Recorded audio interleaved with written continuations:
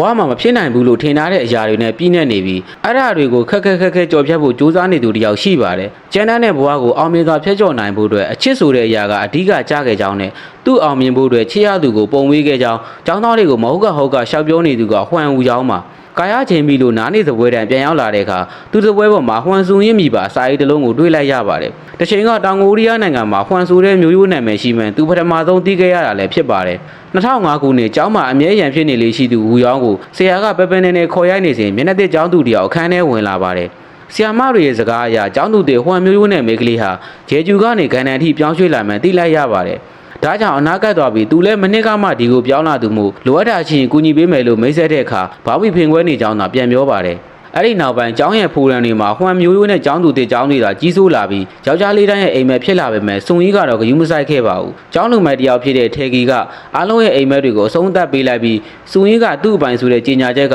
ဝူယောင်းရဲ့ဖုန်းတွင်းဝင်ရောက်လာပါတယ်။တို့ပေမဲ့ဘာကိုမှဂယုမဆိုင်တတ်သူပြီးစုံကြီးရဲ့ကြောမှာကတ်ထားတဲ့စာရွက်တွေကိုလိုက်ဖြုတ်ပြီးကျောင်းသားတင်းနှစ်ယောက်ကျောင်းသူပြေးကြမလားလို့စုံကြီးကမေးလာပါတယ်။ဒါကိုခဏတာလိမ်မှုကိစ္စပြုခြင်းပါကိုရီကိုနားကြမှားသွားတဲ့ဝူယောင်းတယောက်စုံကြီးနဲ့တူကျောင်းကခိုးထွက်လာပါတယ်။မုံလူစားနေချိန်တော့ထင်ကြီးရာတွေထင်ပြီးထိုင်မရထားမရနဲ့ညာမုံချုပ်တဲ့အခါစတိုးဆိုင်တွေကတစုံတစ်ခုဝင်ဝယ်ခဲ့ပါတယ်။ထင်ကြီးရာတွေထင်မေးချင်းရာတွေရှောင်မေးပြီးမှသူနားကြမှားခဲ့တဲ့ကိစ္စကိုသဘောပေါက်သွားပေမဲ့စကားတွေလွန်သွားမိမှုစုံကြီးရဲ့လက်စာမိသွားပါတယ်။နောက်တစ်ခေါက်ကျောင်းတူပြင်းတောပူကြီးစားကြတဲ့အခါအမြဲလိုင်းအောင်ရှက်နေတဲ့ထေကြီးရဲ့ရန်ကလော့အောင်သူနဲ့ရီးစားဖြစ်နေပြီလို့ပြောခိုင်းပါတယ်။ရန်ပြစ်တာမကြိုက်တဲ့စုံကြီးကိုသူပြုတ်ဝင်ပါမယ်လို့ခရီးပေးရင်ထေကြီးလက်ကလော့အောင်သမီးကြီးသားတွေလိုဟန်ဆောင်လိုက်ကြပါတယ်။ကျောင်းကန်ထဲမှာအတူထိုင်နေစဉ်ဦးနုကြွက်ခတ်ခံလိုက်ရသူထေကြီးတို့ဝိုင်းကနိုဘူးနဲ့ပြစ်ပေါက်ခဲ့ပေမဲ့စုံကြီးကိုခရီးပေးထားတဲ့အတိုင်းရန်မဖြစ်ပဲအတီငိမ်ဆုံးတုံ့ပြန်ခဲ့ပါတယ်။ဒီလိုနဲ့ကျောင်းပြေးလိုက်မုံစားလိုက်နဲ့တက္ကသိုလ်ရောက်ရင်ဒီဇိုင်နာလောကတဲ့ဝင်ခြင်းနဲ့စုံကြီးရဲ့ရည်မှန်းချက်ကိုသိလိုက်ရပါတယ်။အဲ့ဒီနေ့ကကျောင်းပြပြီးမုံထွက်စားနေတော့ကျောင်းဆရာလိုက်လို့ထွက်ပြေးရင်ဦးရောင်းရဲ့အိမ်မှာအဝတ်စားတွေလျှော်ပြီးမှ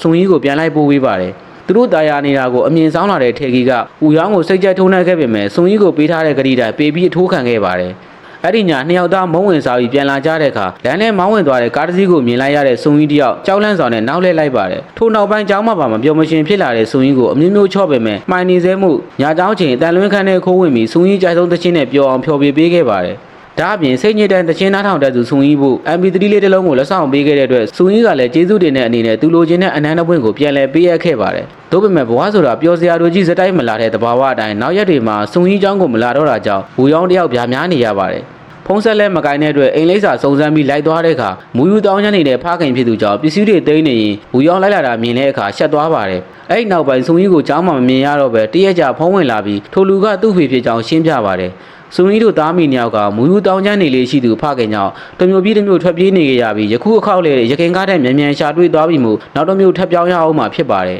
။ကိုပြုတ်ပြနေထိုင်နေတဲ့ဝူရောင်းဟာလူကောင်းတစ်ယောက်မှုဒီတိုင်းဂယုဆိုင်နေရမှာကဖုံးချလိုက်ပြီးအဝေးတနေရာကိုထပ်ပြောင်းရပြန်ပြီဖြစ်ပါတယ်။အချစ်ဆိုတာဘာမှထဲဝင်မသိရသေးခင်အသေးကွဲခဲ့မှုတဲ့ကျောင်းဆရာဝူရောင်းဟာအသေးကွဲပြီးအိမ်သားတဲ့ဝင်ငိုနေတဲ့တပည့်ဖြစ်သူကိုလိုက်ခေါ်နေရပါတယ်။ထိုစဉ်ကအချိန်တော်ကြာမိမိပြောင်ဖြစ်လာနေပြီးကျောင်းပရဲ့ကြက်ကြော်ဝင်ရောက်နေစဉ်တကယ်ကြီးဖြစ်သူပြတဲ့စိုးတက္ကသိုလ်လက်ကန်းစာဆောင်မှာစာထိုင်လုံးနေတဲ့သူ့အခြေဦးကိုအမှတ်မတင်မြင်လိုက်ရပါတယ်။ဒါကြောင့်စုံကြီးတက်နေတဲ့တက္ကသိုလ်ဝင်ငွေရဖို့ကြိုးစားရင်အချစ်နဲ့တက္ကသိုလ်ဝင်ငွေဆိုတဲ့ငှက်နှက်ကကိုတခါတည်းပြစ်ဖို့ကြံရွယ်လိုက်ပါတယ်။သူတက္ကသိုလ်တက်မယ်လို့ကြုံဝါနေတဲ့တားဖြစ်သူကိုမိဘနံပါတ်ကလှောင်ပြောင်နေတဲ့အတွက်ထိုနေ့ကစားပြီးအခန်းထဲကအခန်းမြေလုံးဝမထွက်ပဲစာကိုပဲစူးစမ်းလေးလာခဲ့ပါတယ်။စုံကြီးရဲ့ပုံကိုကြည့်လိုက်စာကိုမရမကကြက်လိုက်နဲ့အထက်တန်းစာမှုဘက်ကိုအောင်မြင်ခဲ့ပြီးသူသွားခြင်းနဲ့စိုးတက္ကသိုလ်ဝင်ငွေရလာပါတယ်။သူ့ရည်ရွယ်ချက်ကစုံရင်းကိုရှာဖို့တခုတည်းဖြစ်ပေမဲ့ကျောင်းသားရေးရမှာလည်းမေးခွင့်မရှိတဲ့အတွက်တောပုတ်ကြီးကြိုက်သူစုံရင်းကိုတွေးလို့တွေညာလိုက်ရှာပါတယ်။ခံကောင်းစွာနဲ့များပြားလာတဲ့တောပုတ်ကြီးဆန်ရဲ့မလန်းမကန်းမှာသူပင်ရရောက်အမြဲတမ်းမှတ်မိနေမဲ့နောက်ကျောကိုမြင်ပြီးတော့ဟွမ်စုံကြီးလို့လှမ်းခေါ်လိုက်ပါတယ်။ဝမ်းသာအားရသူစီပြေးလာတဲ့စုံကြီးကိုပွေ့ဖက်လိုက်ပေမဲ့လက်တွေမှာတော့တာမန်အဟောနေတဲ့အဆင့်သာရှိပါတယ်။ Fashion Design အတွက်ဂိုင်းတင်ပေးသည်ဆိုတဲ့လက်ကမ်းစားဆောင်တွေကတ်နေသူစုံကြီးနောက်ကိုလိုက်ရင်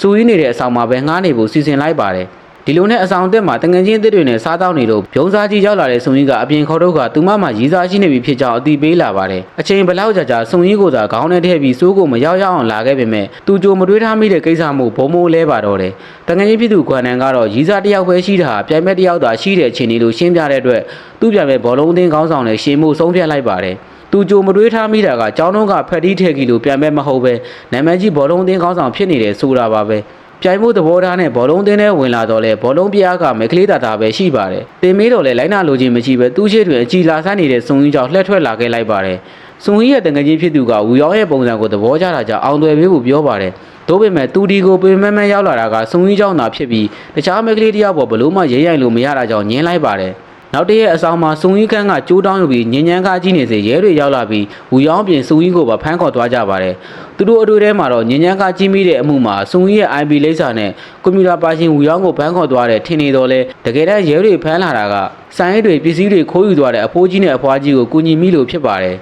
ညဉ့်ညမ်းငွေကိုအခါကျင်းငွေယူပြီးပြစားတဲ့အထင်နဲ့စုံကြီးတယောက်ဝူရောင်းကိုထားခံပြီးမှအဖြစ်မှန်ကိုသိလိုက်ရတဲ့အတွက်အချုပ်ခန်းထဲမှာဦးတဲ့အောင်ထိုင်ရခဲ့ကြပါတယ်အဲ့ဒီနောက်ဘောလုံးသင်းကောင်းဆောင်ရွမ်ခုံကိုဘာလို့ကြိုက်ခဲ့တာလဲမေးကြည့်တော့လူတယောက်ကိုချစ်မိဖို့မြင်မြင်ချင်းအချစ်လို့ခေါ်တဲ့30စက္ကန့်အတွင်းမှာခံစားချက်တစ်ခုကြေးအောင်ကြကြောင်းရင်ဖွင့်ပါတယ်အဆောင်ပြန်ရောက်လာသူ့အခန်းအပေါ်ထက်တဲ့မှာချိတ်တွေစကားပြောနေကြတဲ့စုံရင်းတို့အတွေ့ရဲ့စကားသံတွေကိုနားမထောင်ခြင်းနဲ့အစုံအဆောင်မှုအပြိုကြီးစီကိုတွားတိုင်ပါတယ်စားလို့ဖို့အာယုံဆိုင်မရတဲ့အတွက်ချိန်တွေ့နေတဲ့အတွေ့တွေကိုမောင်းထုတ်ပေးရန်တောင်းဆိုတာဖြစ်ပေမဲ့ဘဲနဲ့ချိန်တွေ့နေတဲ့အပြိုကြီးတယောက်ရှယ်ရမ်းပြီးဝူရောင်းကိုအကြီးကျယ်ပြဿနာရှာပါတော့တယ်နင်းကစာဘလောက်စူးစမ်းပြီးဘလောက်အစင်းရလို့လဲအချစ်ဆိုတာကိုနားလဲလို့လားဆိုတဲ့စကားတွေကြားမှာသူချစ်တဲ့စူရင်းကိုတော့အခြားတစ်ယောက်နဲ့တွဲမြင်နေရပါတယ်အတူနေတငယ်ချင်းတွေဟာစိတ်ပြေလက်ပြောက်ရီးစားရှာနေကြပေမဲ့ဝူရောင်းကတော့ရီးစားရှိနေသူစူရင်းကိုသာခေါင်းထဲကထုံမရဖြစ်နေပါတယ်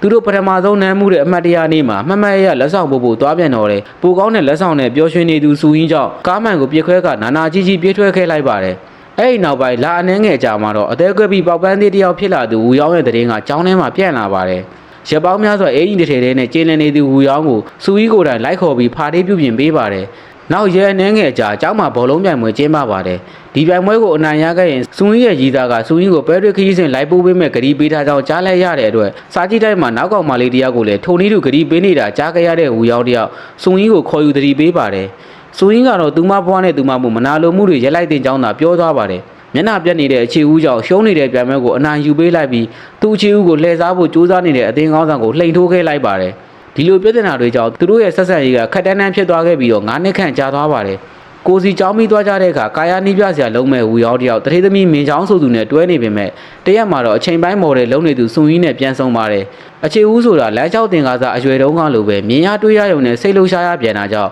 စွန်ကြီးအလုပ်ကိုအကျိုးပို့လိုက်လုပ်ပေးခဲ့ပါတယ်အခက်အခဲများစွာနဲ့မော်ဒယ်လောက်အားစူးကြီးနဲ့လိုက်ဖက်မှုမရှိဘဲတက္ကသိုလ်တုန်းကလေးလာဘူးတဲ့ဒီဇိုင်နာအိမ်မက်ကိုသာဆက်လက်အကောင့်တွေဖော်ဖို့အကြံပေးခဲ့ပါတယ်လက်ရှိရည်စားကိုပြစ်ပယ်ကစူးကြီးရဲ့အလုပ်ကိုလိုက်ကူညီရင်ဝူရောင်းစစ်မှုတန်းစဉ်အချိန်ကသူမကိုနှုတ်ဆက်မသွားတဲ့ကိစ္စပြန်မေးလာပါတယ်လွန်ခဲ့တဲ့9နှစ်တုန်းကနောက်တည့်စစ်မှုထမ်းမှုသွားရတော့မဲ့ဝူရောင်းနဲ့စူးကြီးဖုံးဆက်လာပြီးသူမလိုက်ဖို့မယ်လို့ဆိုပါတယ်ဇလန်းကျုပ်တဲ့ဘောလုံးအသင်းကောင်းဆောင်ရည်စားဟောင်းကိုဝူရောင်းသတိပေးစဉ်တဲကဖျက်ခဲ့ရမှာလို့ဆဲဆိုရင်ထိုအေးခဲနေတဲ့ညမှာနှစ်ယောက်သားရှီအောင်နောက်ပြည့်တွေပြောရင်အရက်တူတောက်ခဲ့ကြပါတယ်နောက်တရက်မိုးလင်းတဲ့အခါကိုတုံးလုံးနဲ့ပြန်နိုးလာတာမို့အရက်ဆိုင်ကအတော်ကြီးကိုမေးကြည့်တော့ညခအမှုလူမေအိမ်သားထဲမှာအမတ်ဆိုးနေတဲ့သူ့ကိုစူရင်းကိုယ်တိုင်တန်ရှင်းလှုပ်ပြီးအဝတ်စားတွေရှော့ပေးပြီးမှထပြန်သွားတာလို့ပြောပြပါတယ်အဲ့ဒီရှက်ရစရာကိစ္စကြောင့်ပဲစူရင်းကိုမျက်နှာချင်းမဆိုင်ခဲ့တာဖြစ်ပါတယ်တတစ္ဆမော်ဒယ်လုံးနေသူစူရင်းကဝူရောင်းပြောသလိုအစင်မပြေဘူးများစွာနဲ့ကျင်းလည်နေရပြီးယခုလည်းပထမဆုံးရိုက်မဲ့ကြော်ညာကိုဖျက်ချခံလိုက်ရပါတယ်ဒါကြောင့်သူ့မညံတဲ့ကဖျောက်ထားတဲ့အမူးလုံတဲ့နေ့တုန်းကအတူဆဲလိုက်ရရင်စိတ်သက်သာတဲ့ဆိုတဲ့အတိုင်းစူရင်းရဲ့ရိုက်ကူးရဖြတ်သိမ်းခဲ့သူကိုအော်ဆဲခဲ့ပါတယ်စိတ်သက်ကြဝမ်းနဲ့နေသူစူရင်းကိုနေဝင်ချင်းအလှဆုံးရှုခင်းရှိမဲ့နေရာတိုင်းခေါ်ပြပြီးစိတ်သက်သာရစေခဲ့ပါတယ်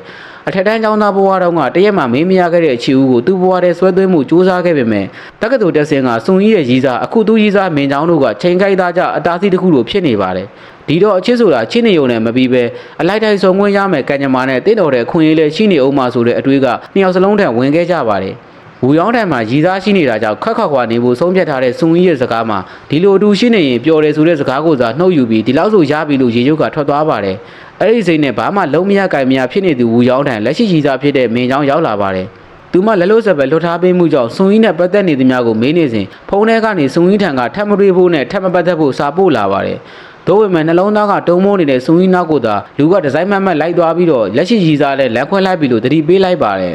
်စိတ်ပြတ်သွားတဲ့စူရင်းကငယ်စဉ်ကခန်းစားချက်တွေကိုလက်မလွတ်နိုင်သေးတဲ့ဝူရောင်းပေါ်အပြစ်တင်နေပါတယ်ကိုရီးယားလူမျိုး10တန်းမှာတက်တူရွယ်သူတသိန်းခန့်ရှိတယ်ပဲဖြစ်ဖြစ်ကမ္ဘာလူကြီးတစ်ဝက်ကမဲကလေးတွေပဲဖြစ်နေရင်တော့စူရင်းမှမဟုတ်ပဲလို့ပြန်ပြေခဲ့ပါတယ်ဒီချိန်စကားဆက်ပြောလို့စိတ်မရှိတော့လို့လှည့်ထွက်သွားတဲ့စူရင်းပေါ်ဆိုင်းမိုးကြီးပြုတ်ကျလာတဲ့အတွက်ဝင်ကာပေးလိုက်ပါတယ်အဲ့ဒီဖြစ်ရကြောင့်ဆရာဖြစ်တရုတ်ပြစာမေးပွဲရောခန္ဓာကိုယ်ချုံရင်းမှုပါဖြစ်သွားပေမဲ့အစိုးရကအကောင့်ဖြစ်သူချေရတဲ့စုံကြီးရဲ့အချစ်ကိုပြန်လဲရယူနိုင်ခဲ့ပါတယ်အလောက်ကမေမေရမရှိပေမဲ့နှစ်ယောက်သားမိုးမြေလေးမမြေချစ်ခင်ခဲ့ကြပြီးအဲ့ဒီနှစ်အနေငယ်ကိုအချစ်တစ်ခုတည်းနဲ့သာတိစောက်နေထိုင်ခဲ့ကြပါတယ်ထိခိုက်တရားကြောင့်အလုပ်လျှောက်ဖို့ခက်ခဲနေတဲ့ဝူရောင်းနဲ့ဒီဇိုင်နာလောကကိုအခုမှပြန်လဲတိုးဝင်မဲ့စုံကြီးတို့အတွက်အချိန်ကုန်မှန်းမသိကုန်လာရင်းကနေလက်ထက်ယူသိမိဆိုတဲ့တငယ်ချင်းတွေရဲ့စကားကြောင့်အသိဝင်လာကြပါတယ် မိမိတို့ကအလောက်ကန်အတီတီချဖြစ်ဖို့ကြိုးစားနေရစဉ်တငယ်ချင်းလင်မယားထံမှတိုက်တွေကားတွေဆိုတဲ့စကားတွေကိုသီးမခံနိုင်တော့ပဲအကန်တွေထပြောလာပါတယ်အပြင်ခေါ်ထုတ်လာသူဆိုရင်ကသူမကြောင့်ဘဝရည်မှန်းချက်တွေအားလုံးဆုံးလွတ်ခဲ့ရတဲ့ဝူရောင်းကိုတောင်းပန်ခဲ့ပါတယ်နှစ်ယောက်စလုံးတခြားလူတွေလိုတရားဝင်လက်ထက်ချင်တော့လဲအလောက်ရှာမရသေးတဲ့ဝူရောင်းတွေအနာဂတ်ကိုရှေ့ရှေ့ဝေးမတွေးနိုင်ခြင်းမရှိခဲ့ပါဘူးဒါကြောင့်အလုပ်ကိစ္စနဲ့ဘယ်ဂျီယံမှာ2နှစ်3နှစ်လောက်သွားနေရမယ်ဆိုရင်ကိုလည်းတားနိုင်စွမ်းမရှိပဲလော်လော်နဲ့ခွင့်ပြုပေးလိုက်ရပါတယ်ဆိုရင်နိုင်ငံသားမတော့ခင်သူမဖခင်ဆုံးမသွားပါတယ်ဘာတွေဖြစ်လာမှန်းမသိတဲ့အနာဂတ်ကိုတွေးပူတဲ့စိတ်ဒီပုံစံတိုင်းသာဆိုတဖြည်းဖြည်းနဲ့သူချီရတဲ့သူကပါလက်လို့ဆုံးရှုံးရတော့မဲ့စိုးရိမ်စိတ်တွေကြောင့်အကယ်၍များသူနဲ့ဆုံပြီးသားမဆုံခဲ့ရင်လက်ရှိရွှေဘာတွေဖြစ်နိုင်လောက်မလဲလို့တငယ်ချင်းဖြစ်သူတည်းရင်ဖွင့်မိပါတယ်လာသာအတန်အတင်းရနိုင်မဲ့ကာယဆရာစာမေးပွဲကိုသာအောင်နိုင်ခဲ့ရင်ဝေးကနေဖွားကနေကြွားဝနေသူစုပြိုးကိုလည်းမနာလိုဖြစ်နေစရာမလိုကြောင်းရေရွတ်နေစဉ်စုံကြီးရောက်လာပါတယ်သူမနဲ့တွေးခဲ့တာနောင်တရနေတာလားသူမကြောင့်အလုံးမရနိုင်တာကိုအပြစ်မြင်နေတာလားဆိုတဲ့မေးခွန်းတွေဇက်တိုက်မေးပြီးအပြစ်မှာအစင်မပြေတဲ့အခါတိုင်းအင်္ဂါအမေကိုပြဿနာရှာအပြစ်တင်နေလေးရှိသူသူမဖခင်အတိုင်းပဲလို့ဆွဆွဲကရုတ်တရက်ကြီးသူမနောင်တမရခင်လမ်းခွဲရအောင်လို့ပြောသွားပါတယ်ထိုနေ့ကစားလို့အခြေဦးအခြေဆုံးနှစ်ယောက်ဟာဘာမဟုတ်တဲ့စကားတွေကြောင့်ဒစိမ့်လို့ဖြစ်သွားခဲ့ပါတယ်ဝူရောင်းကသူ့အပြစ်တွေတဲ့လေးနဲ့စွာပြန်လည်တောင်းပန်ခဲ့ပြီးစူရင်ဘယ်ဂျီယန်ကပြန်လာတဲ့အထိစောင့်နေမယ်လို့ပြောခဲ့တော်လဲအရာအလုံးကအရင်လိုပြန်မဖြစ်နိုင်တော့ပါဘူးဒီလိုနဲ့အချိန်ရဲ့တိုက်စားမှုနောက်မှာဝူရောင်းနဲ့အချိန်ပြည့်ကာယဆရာတောင်ဖြစ်လာခဲ့ပါတယ်တရက်ဝူရောင်းရဲ့အကြောင်းထိလိုက်လာတဲ့စုံကြီးကစကားစားဖို့တုံဆိုင်နေတာကြောင့်လက်ထက်တော့မလို့လားလို့အမှန်ပထင်မေးလိုက်တဲ့အခါအမှန်တကယ်ဖြစ်နေပါတယ်သူ့ကိုမမေ့မလျော့ဖိစာပို့ရဟန်ဆောင်ပြောလိုက်ပြန်မှတကယ်ကြီးရောက်လာတဲ့ဖိစာကြောင့်ထပ်မံအသေးခွဲရပြန်ပါတယ်မင်္ဂလာပွဲကိုမသွားပဲစိတ်ပြေလက်ပြောက်တငယ်ချင်းတွေနဲ့အဖျော်ခကြီးထွက်ခဲ့တော့လေအထောက်အကူမဖြစ်ပဲအမှတ်တရဟောင်းတွေကြောင့်မျက်ရည်ကျရပြန်ပါတယ်ဒါကြောင့်သူမသွားဘူးလို့ဆုံးဖြတ်ထားတဲ့စုံကြီးရဲ့မင်္ဂလာဆောင်ကိုနောက်ဆုံးနှုတ်ဆက်တဲ့အနေနဲ့တွားတွေးဖို့ဆုံးဖြတ်လိုက်ပါတယ်တငယ်ချင်းတွေရဲ့အကူအညီနဲ့လူတွေကိုပါထုတ်ပြီးသူအမြင်ချင်းဆုံးအလားဆုံးသူတို့သမီးဝတ်စုံတဲ့စုံကြီးကိုဝင်တွေးခဲ့ပါတယ်စုံကြီးနဲ့တွေးခဲ့တာနောင်တရအကြောင်းထုတ်ပြောမိပေမဲ့တကယ်တမ်းလက်တွေ့ဘဝမှာတော့အထက်တန်းကျောင်းမှာရန်ဖြစ်လိုက်အချိန်မျိုးလိုက်လုံးနေတဲ့အလေတွင်းတယောက်ကပွန်စုံကြီးဆိုတဲ့ကျောင်းသူလေးတယောက်ဘဝထဲရောက်လာပြီးတဲ့နောက်မမျော်လင့်ထားတဲ့တက္ကသိုလ်ဝင်ခွင့်ရခဲ့တယ်လို့ဘေးမှာစုံကြီးရှိနေပေးခဲ့တဲ့အချိန်တိုင်းသူ့ဘဝကိုပြောင်းလဲစေခဲ့တယ်လို့ဖွင့်ပြောခဲ့ပါတယ်စုံကြီးအနေနဲ့လည်းစိတ်ပြည့်အားငယ်ခဲ့ရတဲ့အချိန်တိုင်းမှာဟန်ဦးရောင်းရဲ့ဖေးမမှုနဲ့ဒီအထိကြော်ဖြတ်နိုင်ခဲ့တဲ့ဘဝတွေကျေးဇူးတင်ကြောင်းဖွင့်ပြောရင်းနောက်ဆုံးအနေနဲ့နှုတ်ဆက်ခဲ့ကြပါတယ်အဲ့ဒီနောက်သူတို့သမီးဝတ်စုံနဲ့အစွမ်းကုန်လှနေသူစုံကြီးကိုရှေးဆုံးကဂုံပြူပေးခဲ့ပြီးမင်္ဂလာခမ်းမအတွင်းကဥစွာနှုတ်ဆက်ပြန်ခဲ့လိုက်ပါတယ်အခြေဦးဆိုပေမဲ့ချိန်ခိုက်သားကြပြန်လည်စုံစည်းခွင့်မရှိခြင်းတွေတစ်ဖက်နဲ့တစ်ဖက်အပြန်လည်လေးစားမှုမရှိခြင်းဆိုတဲ့ကိစ္စသေးသေးလေးတွေကြောင့်လည်းဝေးကွာတတ်ကြပါတယ်